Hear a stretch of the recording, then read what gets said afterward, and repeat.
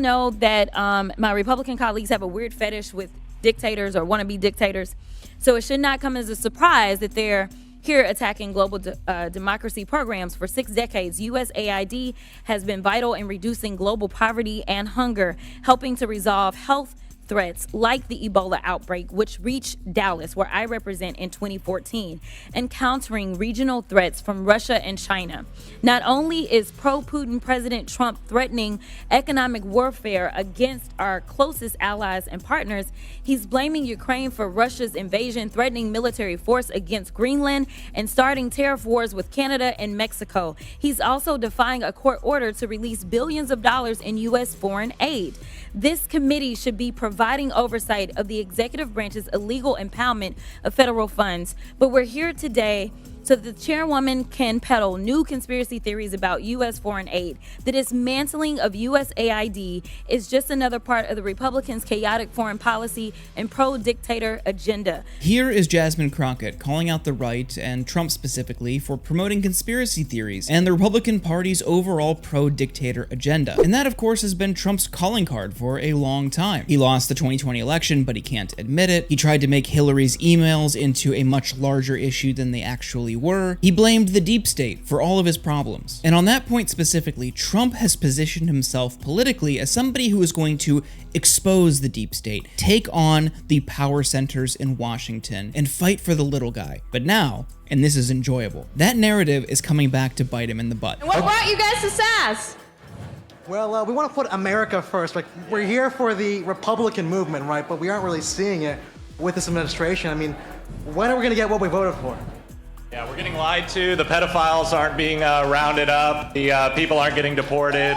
We're not getting what we asked for. So why don't we get it now? Young right-wing men, in part, swayed the election in 2024 for Trump. But now they are turning on him because they realize they were fed lies. And they are pissed off. Do you believe that DOJ and FBI right now, with the guys who are all close to, Pam Bondi, Dan Bongino, Kash Patel, do you think they have any credibility left to pursue this? No, and I'll tell you exactly why, Steve, because in 2016, we trusted the plan with Trump.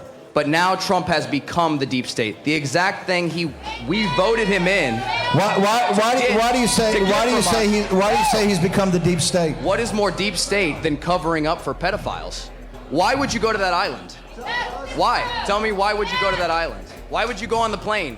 Why his top donors, Yep. Why Okay. are his top donors neighbors? Anybody agree with that?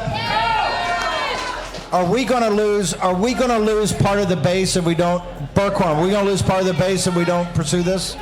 After years of the right building up this list that Trump promised he would release, that members of Trump's own cabinet, for years, assured Trump voters that that list would be made public. And all of this buildup, all of this anticipation, all of this excitement led to nothing. He purposely hyped up his base, and along the way, he inflamed bigotry and hatred. They wanted this list to be a bloodbath, taking out prominent Democrats or their perceived political enemies. Instead, they got told to just move on. Well, you can't just do that. You can't put the genie back in the bottle. After getting people riled up for years, you can't just expect them to turn on a dime and pretend like it didn't happen. And all along the way, and this is what's so dangerous about that, they were willing to turn a blind eye to Trump's power grabs because it was all under this umbrella of taking on the top Democrats, the elites, or people they saw as their enemy. So it didn't matter how he did it, just so that he did it. They thought top Democrats were going to get imprisoned or deported, and in some cases, those fantasies turned violent. And when that is the culture you have created, there's going to be immense backlash when you don't deliver.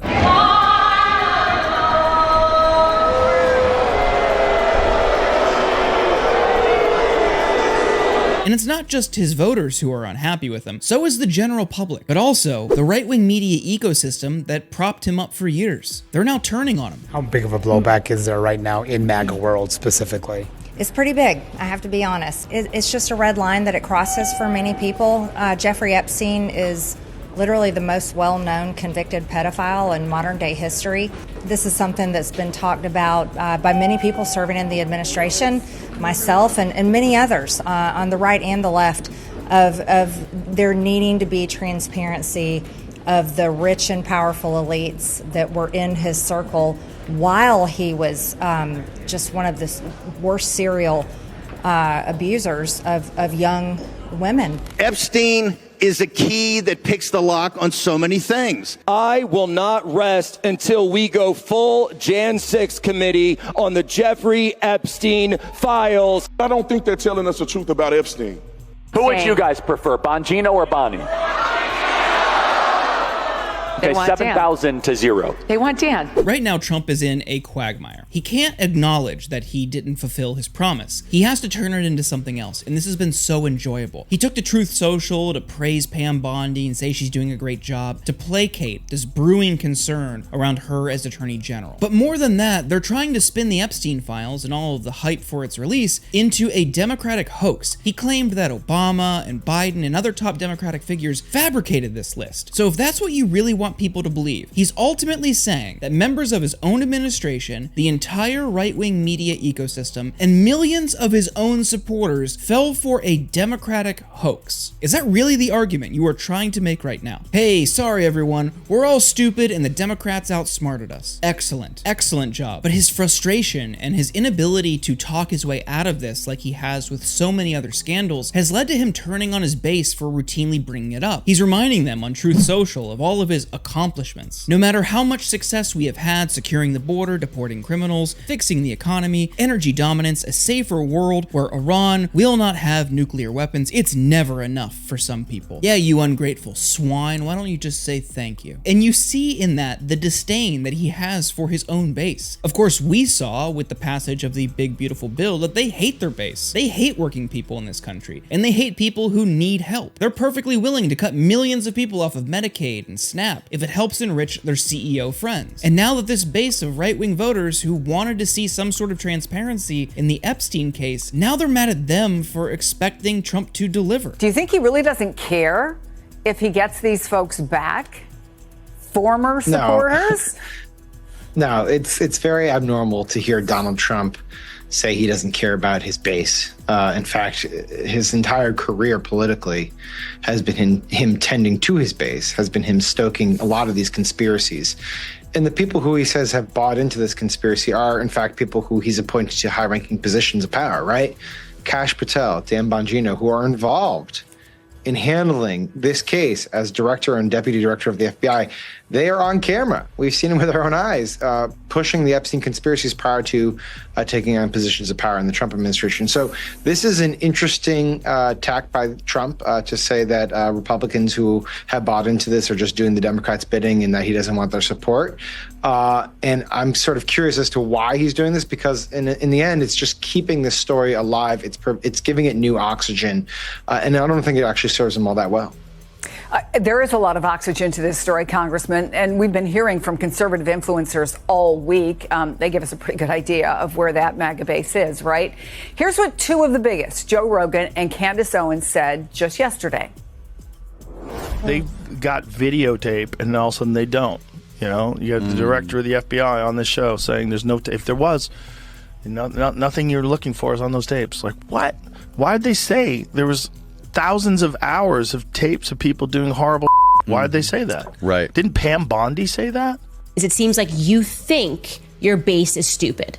That's how I feel. I feel like Trump thinks his base is stupid, or again, because I don't think he's pressing send on these messages, the people around him certainly think that Trump is stupid. And I'm kind of surprised by this for the MAGA movement. I thought you could lie to people and get away with it, but it turns out they draw the line at Epstein. They're fine on taxes, they're fine on the economy, they're fine on militarism and endless wars. But the hill they're going to die on is Jeffrey Epstein's files. Okay, at least they're doing it. But underlying all of this is somebody who has recognized that all you need to do is talk about power in Washington, and that's enough in many cases to get ahead. If you critique power, if you say you're going to challenge it and take on those institutions, there's enough of a base out there in the voting bloc that could get you elected. My advice to Democrats would be run on that, but then deliver. The long-term benefits are impossible to calculate, and we'll all be better off. Thank you so much for watching. If you enjoyed this video, please give it a thumbs up and subscribe to the channel. Can't thank you enough.